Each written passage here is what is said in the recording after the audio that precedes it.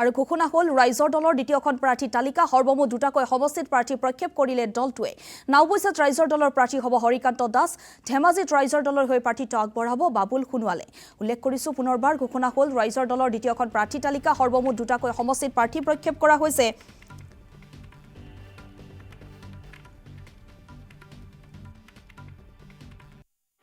প্ৰাৰ্থী হ'ব হৰিকান্ত দাস ধেমাজিত ৰাইজৰ দলৰ হৈ প্ৰাৰ্থীত্ব আগবঢ়াব বাবুল সোণোৱালে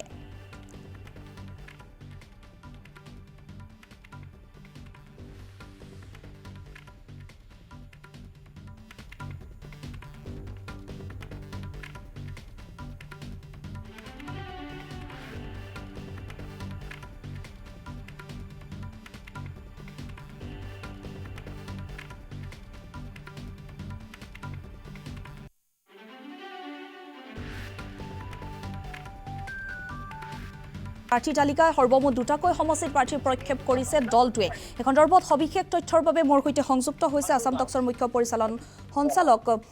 প্ৰাঞ্জিত শইকীয়া ডাঙৰীয়া আপোনাৰ ওচৰলৈ আহিছোঁ যিহেতু দ্বিতীয়খন প্ৰাৰ্থী তালিকা ইতিমধ্যে প্ৰকাশ পাইছে আৰু সৰ্বমুঠ দুটাকৈ সমষ্টিত প্ৰাৰ্থী প্ৰক্ষেপ কৰিছে এই সন্দৰ্ভত আপোনাৰ পৰা সবিশেষ জানিব বিচাৰিম সুৰভি ইতিমধ্যেই এইটো কথা নিশ্চিত হৈছে যে ৰাইজৰ দল আৰু কংগ্ৰেছৰ মাজত যিটো মিত্ৰতাৰ আলোচনা চলিছিল সেই মিত্ৰতাৰ আলোচনাৰ সকলো সম্ভাৱনাত যতি পৰিছে দুইটা দলে পৰস্পৰৰ বিৰুদ্ধে নিৰ্বাচনত অৱতীৰ্ণ হোৱাৰ সিদ্ধান্ত লৈছে ইতিমধ্যেই কেইমুহূৰ্তমানৰ পূৰ্বে অখিল গগৈয়ে তেওঁ প্ৰথমটো প্ৰতিক্ৰিয়াত কৈছে যে শতাধিক সমষ্টিৰ বাবেই তেওঁলোকে ওচৰলৈ প্ৰাৰ্থী আহিছে শতাধিক সমষ্টিত প্ৰতিদ্বন্দ্বিতা কৰিব পৰা পৰ্যায়ত তেওঁলোক উপনীত হৈছে আৰু 25টা সমষ্টিৰ প্ৰাৰ্থী চূড়ান্ত কৰাৰ কথা কৈছে আৰু বাকীখিনি কাইলৈ নিশাৰ ভিতৰত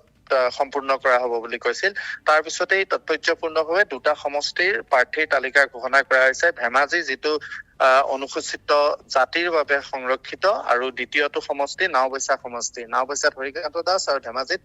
বাবুল সোণোৱালক প্ৰাৰ্থিত্ব দিয়া হৈছে এই নাওবৈচা সমষ্টিটোক লৈয়ে আচলতে প্ৰথমতে আটাইতকৈ ডাঙৰ জটিলতাৰ সৃষ্টি হৈছিলে কংগ্ৰেছ দলৰ সৈতে কংগ্ৰেছ দলৰ পৰা ৰাইজৰ দলে নাওবৈচা সমষ্টিটো বিচাৰিছিল আৰু কংগ্ৰেছ দলে সেই সমষ্টিটো জয়প্ৰকাশ দাসৰ বাবে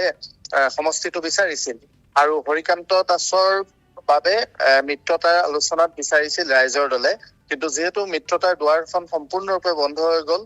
প্ৰথম প্ৰতিক্ৰিয়া হিচাপে অখিল গগৈৰ দলে এই তালিকাখন ঘোষণা কৰিছে একেই জটিলতা হৈছিল ধেমাজি সমষ্টিটো বাবুল সোণোৱালৰ বাবে ৰাইজৰ দলে বিচাৰিছিল আৰু শৈলেন সোণোৱালৰ বাবে বিচাৰিছিল কংগ্ৰেছ দলে বাবুল সোণোৱাল এসময়ৰ জ্যেষ্ঠ কংগ্ৰেছ নেতা তেওঁ জিলা কংগ্ৰেছৰ দায়িত্বটো আছিল ধেমাজিৰ আৰু পৰৱৰ্তী সময়ত ৰিপুন বৰা যেতিয়া তৃণমূল কংগ্ৰেছলৈ গৈছিল তেতিয়া ৰিপুন বৰাৰ সৈতে একেলগে গৈ ৰাজ্যিক তৃণমূল কংগ্ৰেছৰ তেওঁ গুৰু দায়িত্ব লৈছিল আৰু পৰৱৰ্তী সময়ত তেওঁ ৰাইজৰ দললৈ আহে আৰু সেই বাবুল সোণোৱালকে কেইমুহূৰ্তমানৰ পূৰ্বে ৰাইজৰ দলে ধেমাজি সমষ্টিত প্ৰাৰ্থীৰ ৰূপে প্ৰক্ষেপ কৰিছে আৰু ডাক্তৰ হৰিকান্ত দাসৰ বিষয়ে আমি জানোৱেই এইটো অনুসূচিত জাতিৰ বাবে সংৰক্ষিত সমষ্টি নাওবৈচা সমষ্টি আৰু নাওবৈচা সমষ্টিত প্ৰাৰ্থিত্ব দিছে মানে যিকেইটা সমষ্টিক লৈ আটাইতকৈ বেছি জটিলতাৰ সৃষ্টি হৈছিলে কংগ্ৰেছক এক প্ৰকাৰ প্ৰত্যাহ্বান জনাই সেই সমষ্টি দুটাতে আচলতে প্ৰাৰ্থী ঘোষণা কৰা হৈছে ইয়াৰ পূৰ্বে এখন 11জনীয়া প্ৰাৰ্থী তালিকা অখিল গগৈ দলে ঘোষণা কৰিছিল আৰু আজি দুজনক দিয়া হল ইয়াৰ লগে লগে 13টা সমষ্টিত অখিল গগৈ দলে প্ৰাৰ্থী ঘোষণা কৰিলে মই এইখিনিতে আৰু এটা কথা ক'ব বিচাৰিম যে ধেমাজি সমষ্টিটোত অখিল গগৈ প্ৰাৰ্থী ঘোষণা কৰাৰ লগে লগে জাতীয় পৰিষদৰ সৈতে তেওঁলোকৰ যিটো বুজাবুজিৰ প্ৰসংগ আছিল সেই জাতীয় পৰিষদৰ সৈতে বুজাবুজিত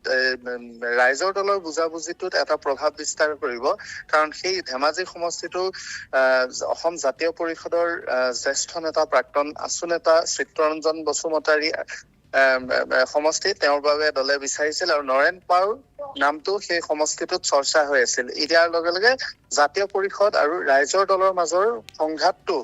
এই আজি তালিকাখন প্ৰকাশ হোৱাৰ লগে লগে প্ৰায় নিশ্চিত হৈ পৰিল হয় এই মুহূৰ্তত আপোনাক ধন্যবাদ জনাইছো